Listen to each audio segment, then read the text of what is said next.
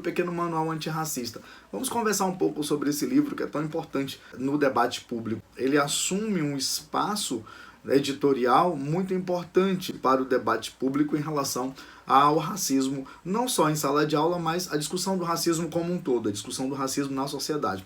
O interessante é que quando o debate público ele está acalorado, ele acaba passando por todas as instituições, por todos os espaços. O livro da Djamila é um livro muito bom para discutirmos dentro do debate público, mas é muito bom também para uma reflexão dentro do cotidiano escolar, para uma reflexão entre os educadores, para uma reflexão entre os estudantes, no sentido de termos ali um posicionamento e um processo educativo, um processo formativo, que ele leve em consideração o compromisso com uma agenda antirracista. Então o livro é publicado em 2019 e apresenta 11 lições breves, 11 lições bem objetivas que nos ajudam a compreender tanto as origens do racismo, tanto quanto nos posicionarmos em relação ao seu enfrentamento. O livro foi publicado pela Companhia das Letras e em 2020 ele ganhou o prêmio Jabuti na categoria Ciências Humanas e está na lista dos livros mais vendidos. É um livro pequeno, um livro que contém 124 páginas, dividido em 11 capítulos, 11 lições que você pode aplicar de maneira muito prática na sua rotina, seja você um educador ou seja você uma pessoa que está preocupada com as questões étnico-raciais e disposto a se posicionar no seu raio de influência. O livro tem uma linguagem bastante acessível. A autora traz, logo na introdução, uma reflexão ressaltando a importância de se conhecer a história do povo negro, de se conhecer a história, mas não a história que é contada, que é narrada na literatura tradicional. Não, ela nos convida a uma reflexão sobre a história como ela é. A gente entende a história como um processo, uma ciência, uma área do conhecimento, que ela é construída a partir de narrativas. E também há um consenso, praticamente, entre os grandes historiadores, que a história tradicional ela é contada, ela é narrada a partir das grandes narrativas, das narrativas dos heróis, dos vencedores.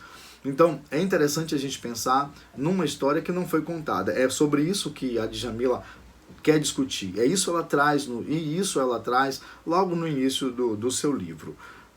Discutir a história e fazendo com que os leitores tomem ou possam rever as suas atitudes para não perpetuar as opressões que já estão enraizadas dentro de um processo estrutural. E aí você pode buscar também outro conceito, que é o conceito de racismo estrutural. Isso o professor Silvio Almeida traz de uma maneira muito clara, muito didática, e eu deixo aqui essa dica para que você adentre nessa discussão também, procure fazer essa leitura para compreender essa dinâmica estrutural que constrói e que mantém o racismo nas nossas práticas cotidianas. Então, o primeiro capítulo do livro ele já dá o tom. O primeiro capítulo diz: informe-se sobre racismo. Informe-se. Hoje nós temos várias possibilidades, meios de comunicação, temos a internet, temos o meio digital, em que há possibilidades reais de informação, de buscar esse conhecimento a partir de publicações mais recentes. Então, o conselho é: informe-se sobre o racismo. E depois ela vem falando sobre algo importante, que é enxergar a negritude. Dar nome mesmo, não ficar titubeando. Não, nós temos um povo brasileiro formado por pessoas negras, composto por pessoas brancas, composto por pessoas indígenas. Então isso é um processo que precisa ser encarado com naturalidade. Precisamos reconhecer e enxergar a negritude. Então, nessa seara, a autora, ao longo dos seus 11 capítulos, passa por vários setores, por várias estruturas. Ela reforça a necessidade do conhecimento, a necessidade da valorização da cultura, a necessidade da leitura de autores negros. Quantos autores negros você lê? Quantos autores negros tem na sua estante? Então ela vai trazer aí uma orientação, uma reflexão sobre o quanto de leitura ou quanto de autores negros nós estamos consumindo na nossa formação, na nossa construção intelectual. Todo professor, ele é um intelectual, ele é um pensador, ele é um formador de opinião. Mas antes de formar opinião, ele precisa ter a sua opinião formada, ele precisa ter ali um arcabouço teórico, conhecer esse arcabouço teórico, fazer as suas opções, as suas escolhas, e aí é um ato político. Educar é um ato político. Paulo Freire já fala da educação enquanto um ato político, então, enquanto instrumento e uma escolha. Todo professor, ele faz as suas escolhas. O professor, ele não é aquele profissional que fica em cima do muro, não. Ele faz as suas escolhas. E fazendo as suas escolhas, e fazendo a escolha por ser um educador antirracista, é preciso que se indague quanto de leitura de autores negros eu tenho feito, quantos livros eu tenho consumido publicados por autores negros. Então ela trata desse lugar, dos lugares sociais da fala. É um outro ponto interessante, não é?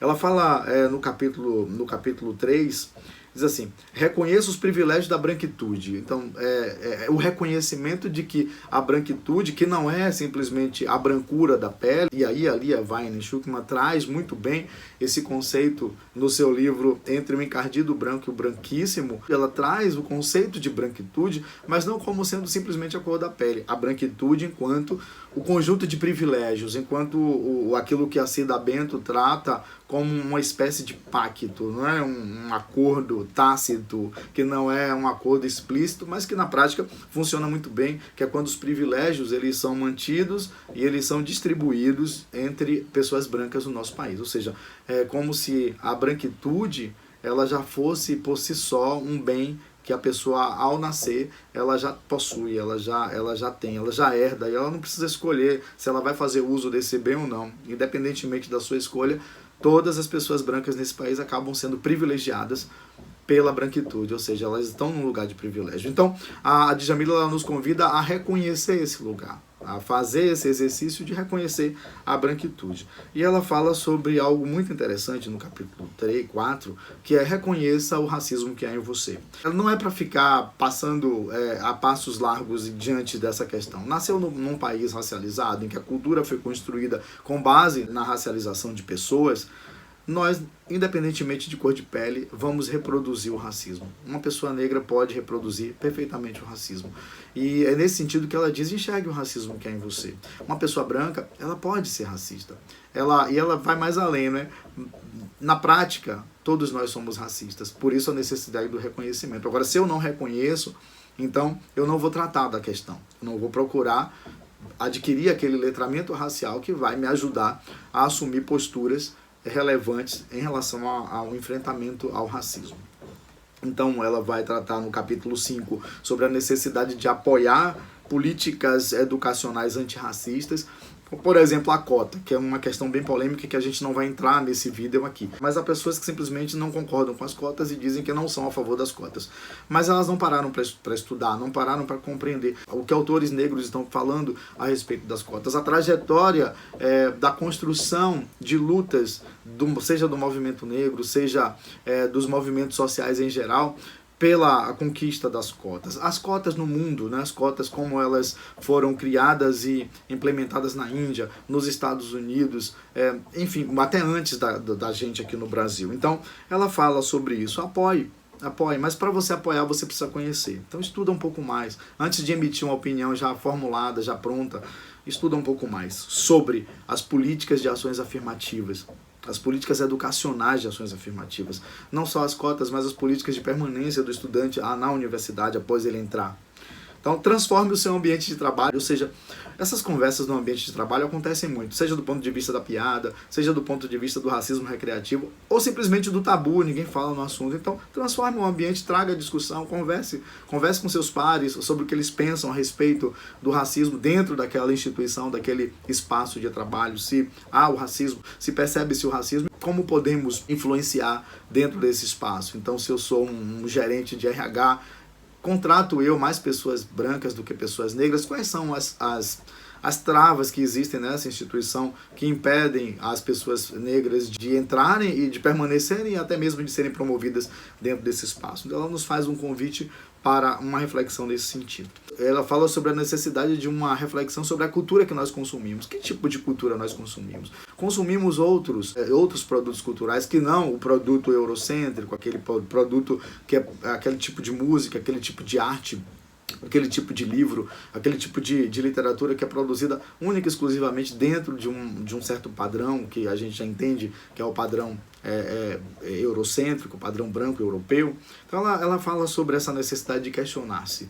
Ela fala sobre os desejos e afetos, como estão os desejos e afetos. Já parou para pensar, por exemplo, há estatísticas que dizem que mulheres negras elas demoram mais a casar do que mulheres brancas. Elas também são as que são mais abandonadas, elas acabam sendo vistas como corpos objetificados, ou seja, aquela mulher que ela é desejada, mas para o casamento sempre vai se optar uma mulher que esteja mais próxima dos padrões brancos. Então, ela fala sobre a necessidade de conhecer esses desejos e afetos e observar também como se dão essas relações dentro do cotidiano social. Para isso, há estudos que estão aí disponíveis nas plataformas, disponíveis nos espaços acadêmicos, nos sites como o Google Acadêmico, como o Cielo, que apresentam estudos de universidades famosas e estudos relevantes e que a gente pode consumir para a nossa formação enquanto educadores.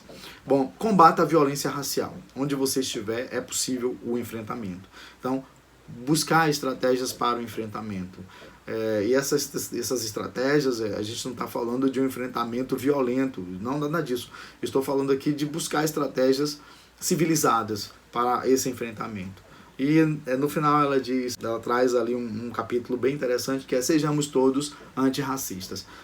Ou seja, não basta termos esse conhecimento específico sobre esse letramento, mas precisamos ter ali um posicionamento em relação às questões étnico-raciais, sendo pessoas antirracistas, né? Sejamos todos antirracistas. Espero que você tenha gostado. Esse foi um breve comentário, uma micro-resenha do livro Pequeno Manual Antirracista, da Djamila Ribeiro, um livro em que eu recomendo para você que é educador, que está na sala de aula, lidando com os conflitos, lidando com essas questões, mas também recomendo para você que é alguém que se importa com essa temática e quer aprofundar mais os seus conhecimentos.